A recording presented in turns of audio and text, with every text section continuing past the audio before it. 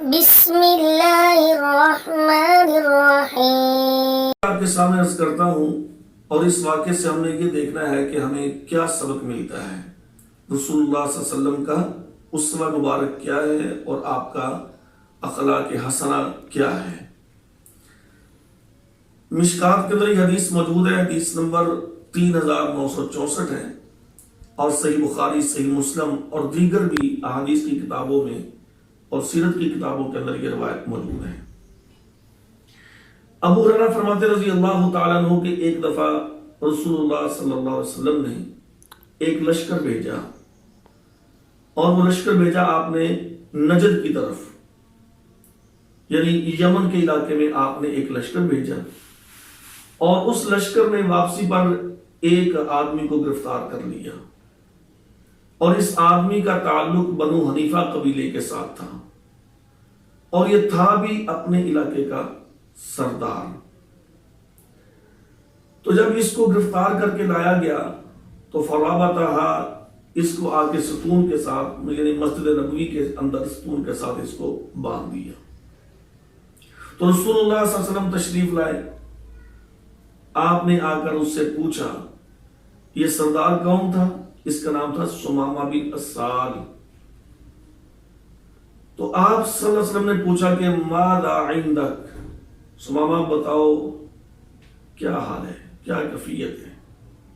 تو سمامہ بن اسال آگے سے کہنے لگے وَإِن تَقْتُلْ زَادَ مِنْ وَإِن تُنْعِمْ عَلَى شَاكِرٍ، اگر تو آپ قتل کریں گے تو یہ بات یاد رکھنا کہ میرے پیچھے بدلہ لینے والے بہت ہیں، یعنی وہ آپ سے بدلہ لے لیں گے، آپ کے ساتھیوں سے بدلہ لے لیں گے۔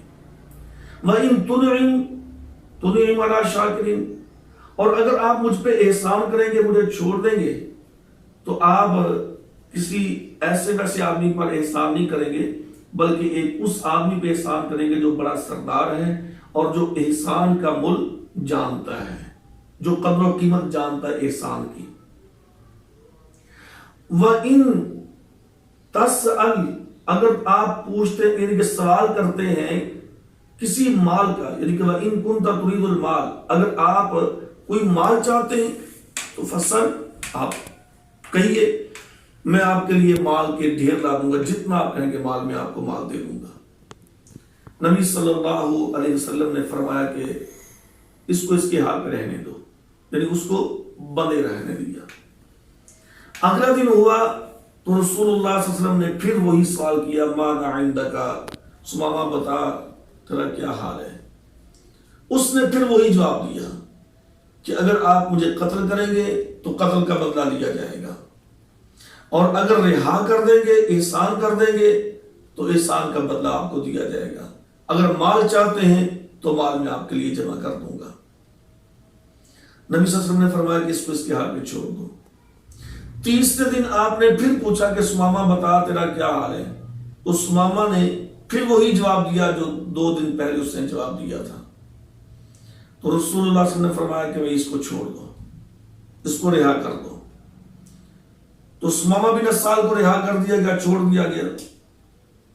اور سمامہ بن اسال جب مسجد سے باہر نکلے تو قریب ایک کھجوروں کا باغ تھا، وہاں پر گئے، اور وہاں پر جو آدمی موجود تھا، صحابی موجود تھا، اس نے پوچھا بھی اسلام لانے کا طریقہ کار کیا ہے؟ اس نے بتایا کہ غسل کرنا چاہیے، غسل کرنے کے بعد پھر نبی صلی اللہ علیہ وسلم کے پاس جا کے کلمہ پڑھ لو۔ تو سمامہ بن اسال نے اسی باغ سے غسل کیا، اور غسل کرنے کے بعد دوبارہ پھر رسول اللہ صلی اللہ علیہ وسلم کے پاس آ گیا۔ تو پیارے پیغمبر صلی اللہ علیہ وسلم نے جب اس کی طرف دیکھا، سمامہ بن اسال سامنے کھڑا ہے، تو فرمایا کہ سمامہ ہم نے تجھ کو رہا کر دیا ہے، ہم نے تجھ کو چھوڑ دیا ہے، چلا جا اپنے علاقے میں واپس۔ اللہ اکبر کبیرہ۔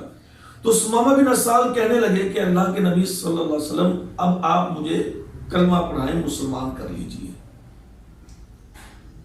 اور جب کلمہ پڑھا، مسلمان ہو گئے، تو انہوں نے جو الفاظ کہے میں وہ آپ سے کہنا چاہتا ہوں۔ سمامہ بن اسال کہتے ہیں کہ اللہ کی قسم مجھے آپ کے چہرے سے زیادہ ناپسندیدہ چہرہ کوئی نہیں تھا، لیکن اب روئے زمین پر پوری کائنات سے سب سے زیادہ پیارا اور پسند چہرہ اگر ہے تو وہ آپ کا ہے. اور پھر کہنے لگے کہ مجھے سب سے زیادہ ناپسندیدہ یعنی کہ بری جگہ یہ آپ کا شہر لگتا تھا، لیکن اب مجھے سب سے زیادہ خوبصورت اور پسندیدہ جو جگہ محسوس ہوتی ہے وہ یہ ہے آپ کا شہر. اور اسی طرح پھر کہا کہ آپ کے دین کے حوالے سے کہ مجھے یہ بہت برا لگتا تھا اور اب مجھے سب سے زیادہ یہ آپ کا دین اچھا لگا. تو بھائیوں کیوں بلا؟ اس لیے کہ 3 دن اس آدمی نے مسجد کے اندر بندے ہوئے صحابہ کرام رضوان اللہ علیہ مجمعین کی روٹین، ان کا مسجد میں آنا، ان کا عبادت کرنا، ان کا تلاوت کرنا، ان کا ذکر اذکار کرنا، ان کا اپنے رب کے سامنے جھکنا اور ان کا اپنے گناہوں کی معافیاں مانگنا، اور پھر نبی صلی اللہ علیہ وسلم کا ان ساتھیوں کے ساتھ مل کے بیٹھنا، واعظ و نصیحت کرنا اور ان کے ساتھ پیار محبت کرنا اور ان کے ساتھ اچھے اخلاق سے پیش آنا. الغرض کے 3 دن میں اس سردار نے وہ سب کچھ سیکھ لیا کہ جو ایک انسانیت کے لیے ضروری تھا. اور یہ تھا رسول اللہ صلی اللہ علیہ وسلم کا اسوہ، یہ تھی آپ کی سیرت، کہ آپ کی سیرت کو دیکھ کر، آپ کی تعلیم کو دیکھ کر، آپ کی تربیت کو دیکھ کر غیر مسلم جو اتنا بغض اپنے دلوں میں رکھتے تھے وہ نبی صلی اللہ علیہ وسلم سے محبت کرنے لگے اور آپ کے ساتھ حلقہ اسلام کے اندر داخل ہو گئے. اور پھر یہاں تک نہیں، جب یہ اپنے علاقے میں واپس گئے تو ان کے علاقے میں چونکہ گندم کافی مقدار میں ہوتی تھی تو یہاں سے لوگ گندم لایا کرتے تھے مکہ میں، تو انہوں نے جا کر مکہ والوں کی گندم روک دی کہ اب میرے علاقے سے مکہ میں گندم نہیں جائے گی. تو جب یہ خبر پہنچی رسول اللہ صلی اللہ علیہ وسلم کو تو آپ نے فرمایا کہ سمامہ ان کی گندم کو نہ روکو، تو انہوں نے پھر گندم کو جاری کر دیا.